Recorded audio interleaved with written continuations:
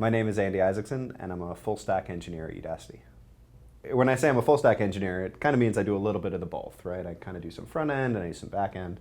My background, when I first started out programming, I was doing hardcore computer science, and I kind of got interested in thinking about the user more. So looking at aspects of psychology, thinking about how people learn and how people think about the systems that they're using. And really was interested in building interfaces that worked well for people. And the more projects that I did, the more I found myself kind of floating to that role within my team, being the guy who put together the system that everything was talking to. And actually, since coming to Udacity, my sweet spot is really thinking about how to build the systems that power the front ends. The front end is cool because it exists right in the moment as someone's using it. It's right just on their screen. But the back end sort of covers everybody who's using a big system at the same time.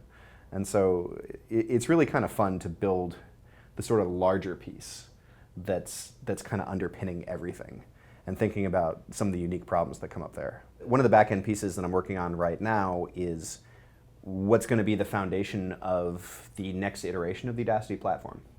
And so we're migrating from what was kind of a monolithic application on top of Google App Engine into a network of microservices. And so putting all the back-end underpinnings in place before we can even think about building out the interfaces. With the back-end, you really want to take that step back and think critically about, is this going to slowly eat up all my memory and destroy my server?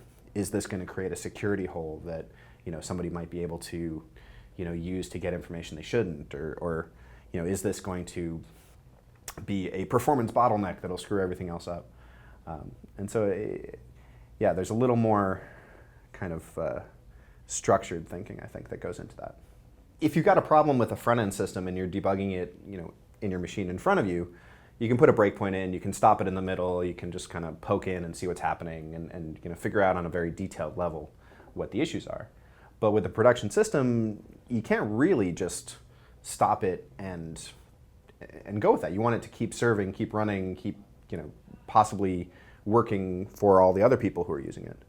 And so some of the tools that I'll employ, first off, there's logs. That's number one, hands down, the way you're going to look at any problem is look back at the logs and see, did the usual thing happen, or was an error thrown somewhere along the way?